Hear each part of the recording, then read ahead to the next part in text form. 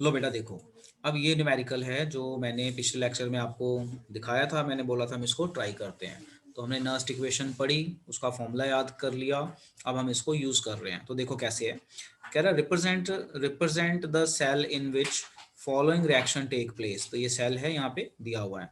कह रहा है calculate its E naught cell, कि आपको हमने एक ये रिएक्शन दी हुई है सेल रिप्रेजेंटेशन से, आप इस रिएक्शन को यूज करके ई सेल निकालिए if E not is given.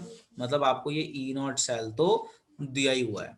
तो हम क्या करेंगे, हम इस रिएक्शन को पहले क्यूसी में कन्वर्ट कर लेते हैं, क्योंकि हमें क्यूसी की भी जरूरत पड़ेगी। उसके बाद हम आगे चलते हैं। मैं यहाँ साइड पे ही क्यूसी लिख देता हूँ, जरा समझना ध्यान से। इस रिएक्शन का अगर मुझे क्यूसी लिखना हो तो प्रोडक्ट डिवाइडेड बाय रिएक्टेंट। तो देखो प्रोडक्ट में क्या है, एम जी 2+, फिर है हमारे पास सिल्वर, इसका है 2, और ये आ गया इस तरह से डिवाइडेड बाय रिएक्टेंट्स। रिएक्टेंट्स में क्या है हमारे पास, मैग्नीशियम सॉलिड, और उसके बाद है हमारे पास सिल्वर 2, सिल्वर +1, और इसका पावर आ जाएगा 2। अब मैंने आपको बताया था जो सॉलिड वाली चीज़ें होती हैं, सॉलिड जैसे ये सॉलिड है, ये सॉलिड है, तो इनकी वैल्यू 1 हो गई, यानी Mg की वैल्यू 1 है, और आपकी सिल्वर की वैल्यू क्या आएगी, 1। तो अब आपके पास क्यूसी क्या बच गया, आपके पास क्यूसी बच गया Mg2+ डिवाइडेड बाय क्या आ जाएगा बोलो, Ag प्लस Ag2 इसकी plus पावर 2। power अब 2। Mg2+ का कंसंट्रेशन कितना है, Mg2+ का देखो कितना है कंसंट्रेशन, 0.130 मोलर, और Ag+ की कंसंट्रेशन दी हुई है, कितनी दी हुई है, 1 2 3 4, ये 2 बार है। तो ये आप इसको इस तरह से लिख लीजिए, 0.1234 और इसकी पावर 2। तो ये आ गया हमारा क्यूसी। अब आप चेक करो, इन्हें फॉर्मूले में यही यूज किया ना, चेक करो जरा, देखो यही लिख रहे हैं ना ये, और यही लिख रहे यस हैं यहाँ सर। पे। तो हमने ये वाला इक्वेशन ना यूज करके ये इक्वेशन यूज करेंगे। अब आ जाओ यहाँ पे वैल्यू ऑफ एन। अब जो हमारी एन की वैल्यू है, ये 2 कैसे आई, अब हम इसको समझते हैं, हाउ दिस 2 हैज कम। तो हम ना रिएक्शन को देखेंगे, ध्यान से समझना मैं क्या बता रहा हूँ। जब भी हमें एन की वैल्यू निकालनी है तो हमने रिएक्शन को देखना है, और रिएक्शन में किसको देखना है, चार्ज स्पीशीज को। तो यहाँ पे देखो चार्ज कितना है, मेरा कर्सर देखना कहाँ पे है, सिल्वर का चार्ज कितना बेटा बताओ, +1 है, वन। +1 है। अब +1 है और ये कितनी बार है सिल्वर, 2 बार, यानी प्लस प्लस 2 टू बार। टू हो गया। अब चेक करना है कि अगर इसने 2 लॉस किए हैं तो यहाँ पे भी 2 होना चाहिए। कई बार क्या होता है, यहाँ +2 है, यहाँ 3 है, तो वो बैलेंस करने के लिए फिर क्रॉस मल्टीप्लाई होता है। तो हमने चेक करना है कि ये भी 2 है, ये भी 2 है, यानी एन की वैल्यू हो गई 2। गॉट इट, कि एन की वैल्यू कैसे निकालनी है, हम रिएक्शन यस। देखेंगे। रिएक्शन में हम आयन वाली स्पीशीज देखेंगे, आयन वाली स्पीशीज देख के हमें आइडिया लग जाएगा कि हमारे कितने इलेक्ट्रॉन लॉस हुए हैं। तो वहां पे भी चेक कर लेंगे क्या वहां पे भी बैलेंस हो रहा है, बराबर है, तो बराबर है तो ये 2 है। तो यहाँ पे प्लस था, इंटू 2 2, यहाँ पे चेक किया 2, यानी एन की वैल्यू हो गई 2। तो हमने ये सारी वैल्यूज डाली, इसको सॉल्व कर लिया।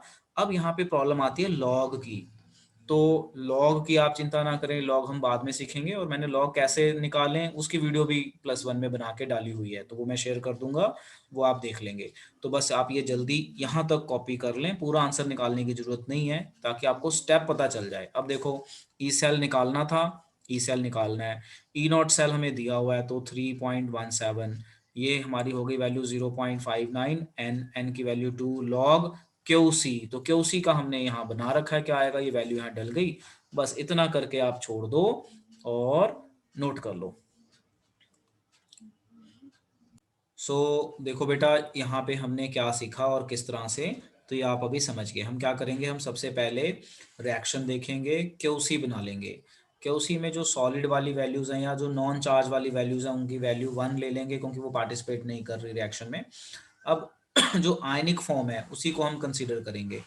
अब इसमें जो है हमारा एन की वैल्यू, तो एन की वैल्यू के लिए आपको मैंने स्टेप बताया कि आप रिएक्टेंट्स में आयन वाला एलिमेंट ले लो, इसका बैलेंसिंग नंबर चेक कर लो और इसको साथ में कंपेयर कर लो। तो कंपेयर कर लो, जैसे ये 2 आ रहा है, यहाँ पे भी 2 आ रहा है, यानी एन की वैल्यू 2 होगी। कई बार क्या दिक्कत हो सकती है कि यहाँ पे 2 है, यहाँ पे 3 हो सकता है, तो उस केस में क्रॉस मल्टीप्लाई कर लो, और n की वैल्यू 6 हो जाएगी उस केस में। बट अभी आप फिलहाल इस केस को देखो, आगे जो न्यूमेरिकल आएगा हम उसमें कर लेंगे। लो जी, अब देखो यहाँ पे in the circuit in Daniell cell is closed, मतलब डैनियल सेल जो हमारा वोल्टेज सेल है ना, इसी को हमने डैनियल सेल बोल दिया या इलेक्ट्रोकेमिकल सेल बोल दिया। तो जब वो क्लोज हो जाता है जिसमें कॉपर और जिंक रॉड है, तो हमें ये रिएक्शन मिलेगी। ठीक है, अब यहाँ पे मैं क्या बताना चाहता हूँ समझो। Take place and as time passes the concentration of zinc ion keep on increasing while concentration of copper ion keep on decreasing। तो अगर आपको याद हो तो बिल्कुल शुरू में हमने डायग्राम पढ़ी थी इलेक्ट्रोकेमिकल सेल की, जिसमें हमने कॉपर और ये वाला ये जिंक हमने पढ़ा था। तो यहाँ पे क्या हुआ था, जिंक आयंस बनते हैं, तो यहाँ पे जिंक आयन बढ़ता जाता है, यहाँ पे कॉपर आयन कम हो जाते हैं, यानी नेगेटिव बढ़ जाता है। यहाँ पॉजिटिव बढ़ता है, यहाँ नेगेटिव बढ़ता है। तो इसी के रेफरेंस से बात हो रही है। keeps on increasing while copper ion keeps on decreasing as the same time voltage of cell as read on voltmeter keep on decreasing। तो क्या होता है कि जब सेल नया नया होता है ना, उसकी वोल्टेज सही होती है, बट जैसे जैसे पुराना होता जाएगा तो उसकी वोल्टेज धीरे धीरे धीरे हो जाती है। आपने देखा है जो घड़ी का जो वॉल क्लॉक होती है उसका टाइम भी ना लैग कर जाता है, टाइम भी पीछे हो जाता है। देखा है आपने, ये चीज ऑब्जर्व की होगी। तो वो इसीलिए कि सेल वीक हो रहा है। After some time we shall note that there is no change, धीरे धीरे कम होते होते होते होते वो रुक जाएगा, मतलब काम करना ही बंद कर देगा। No change in the concentration of copper and zinc ion and at the same time voltmeter gives zero reading, यानी आपका जो सेल है वो खत्म हो गया। यूज कर आपने इतना यूज कर लिया कि अब सेल कोई वोल्टेज नहीं दे रहा, खत्म हो गया। This indicates that equilibrium has been attained. Equilibrium has been attained मतलब आपका जो है रिएक्शन खत्म हो गई पूरी, रिएक्टिविटी से लेस रिएक्टिव की तरफ जा रहा था तो पूरा न्यूट्रल हो गया। This indicate that equilibrium has been attained. In this situation, Nernst equation may be written as, मतलब if a reaction gain equilibrium, इस केस में E सेल की वैल्यू 0 हो जाती है। तो जो अब हमारी नर्स्ट इक्वेशन थी, अंकित बोलो क्या थी हमारी नर्स्ट इक्वेशन, मैं यहाँ लिखता हूँ जिससे आप समझ जाएं। क्या थी नर्स्ट इक्वेशन हमारी? E cell is equal to हमारी नर्स्ट इक्वेशन थी E सेल, एक minute, E cell is equal to E naught cell cell minus minus 0.059 by n n log log QC Kc, और you QC can write QC। अब हमने बोला कि equilibrium पे, at equilibrium E cell की value 0 हो जाएगी। तो ई सेल की वैल्यू 0 हो गई है ना। If E cell is equal to 0, तो हमें क्या मिलेगा, हमें मिलेगा E naught cell is equal to 0.059 upon N log Q C. ये फॉर्मूला बन जाएगा। बस ये बताना है कि अगर हमारे रिएक्शन ने इक्विलिब्रियम अटेन कर लिया तो ई सेल की सर अगर वैल्यू, इक्विलिब्रियम आ गया तो QC की वैल्यू हम KC में, वो तो हाँ जी, KC तो होगा। हम ई सेल की वैल्यू 0 कर लेंगे और ये क्यूसी की जगह केसी बन जाएगा। बिल्कुल सही, ये क्यूसी की, क्योंकि इक्विलिब्रियम मेंटेन हो गया तो क्यूसी की जगह ये जो वैल्यू बन जाएगी हमारी, क्या बन जाएगी, केसी। क्योंकि आपको पता है QC is equal to KC at equilibrium, so that we already know. तो आप यहाँ पे क्या लिखें, आप यहाँ पे ना नोट लिख लें, ये पूरी कहानी लिखने की जरूरत नहीं है, बस ये नोट लिखें। नोट में लिखें if a reaction gains equilibrium, अगर रिएक्शन में धीरे धीरे इक्विलिब्रियम आ गया तो उसका ई सेल क्या हो जाएगा, 0, और हमारी जो इक्वेशन है वो ऐसे मॉडिफाई हो जाएगी। बस इसे आप कॉपी कर लें। और इन्होंने देखो फिर से वही स्टैंडर्ड वैल्यूज लिखी हैं, तो हमने इसको सिंप्लीफाई करके लिखा हुआ है 0.059 इस तरह से। चलो इसे नोट कर लो एंड सेमी डन। लो बेटा एक बार दोबारा देखते हैं, पिछली चीजें मैंने हटा के सिंप्लीफाई कर दिया। अगर रिएक्शन में इक्विलिब्रियम आ जाए तो हम ई सेल की वैल्यू 0 लेते हैं। तो जब ई सेल की वैल्यू 0 हो गई तो हमारी नर्स्ट इक्वेशन मॉडिफाई हो जाएगी। तो ई सेल 0 हो गया तो ई नॉट सेल इधर आ जाएगा, तो इसका नेगेटिव कैंसिल, तो E cell is equal to 0.059 upon N log K C. अब मैंने क्यूसी को केसी क्यों लिख दिया, आप केसी भी लिख सकते हो, कोई दिक्कत नहीं है। क्यों लिखा, क्योंकि at equilibrium Q C is equal to K C हो जाता है, ये हमने +1 में पड़ा हुआ है। अब हम इसी से रिलेटेड एक न्यूमेरिकल देख लेते हैं। अब आप देखिए ये वाला न्यूमेरिकल, इस न्यूमेरिकल में क्या है, ये एनसीईआरटी का न्यूमेरिकल है 3.2, कैलकुलेट इक्विलिब्रियम कांस्टेंट। अब इक्विलिब्रियम कांस्टेंट की बात कर रहा है, यानी रिएक्शन इक्विलिब्रियम में आ गई। हमेशा आप याद रखना कि अगर +2 में कहीं ऐसा क्वेश्चन आ जाए ना, कैलकुलेट इक्विलिब्रियम कांस्टेंट, यानी इक्विलिब्रियम रिएक्शन है, इक्विलिब्रियम मतलब E cell zero, equilibrium constant of a reaction, हमें रिएक्शन दे दी और ई नॉट सेल दे दिया, तो हमने वही फॉर्मूला लगाया जो हमें पता है, हमने पीछे यही फॉर्मूला पढ़ा था, देखो यही वाला फॉर्मूला, तो यही फॉर्मूला हमने लगाया और जो जो हमें वैल्यूज दी थी वो हमने पुट कर दी। लॉग से एंटी लॉग कैसे करना है, तो ये आप यहाँ तक करके छोड़ सकते हैं। तो देखो मैंने यही चीज़ नीचे दोबारा सॉल्व करके दिखाई है, और के सी इक्विलिब्रियम कांस्टेंट होता है और क्यू सी इसकी हमें अब यहाँ पे जरूरत नहीं है, दिस वी ऑलरेडी नो, तो इसको मैं यहाँ से हटा देता हूँ। चलिए अब आप इसे नोट कर लीजिए और नोट करके डन बोलिए। देखो बेटा, अब जो ये आपको स्क्रीन पे नज़र आ रहा है, तो अब यहाँ पे आपको कुछ फॉर्मूले नज़र आ रहे हैं डेल्टा जी के।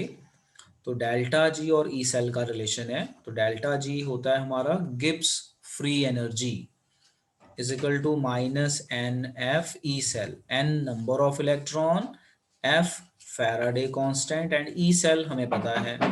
अब जो हमारा फैराडे कांस्टेंट है इसकी वैल्यू होती है, कांस्टेंट है तो इसकी वैल्यू होती है 96500 कूलम्स।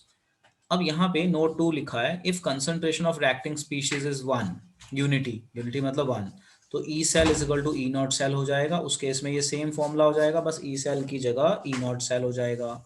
फिर इसका के सी के साथ भी रिलेशन डाल दिया, के stands for K C equilibrium constant, so delta G is equal to minus R T, this is called natural log L N K. तो इस एल एन को अगर आप इसमें चेंज करना चाहते हो तो इस एल एन की वैल्यू होती है 2.303 लॉग, इस तरह से बन जाएगा। ठीक है, तो आपका यहाँ पे मैंने साइड में मॉडिफिकेशन दिखाई हुई है, तो आप इस तरह से इसको कर भी सकते हैं। तो इसे जरा नोट कर लीजिए और डन बोलिए नोट करके।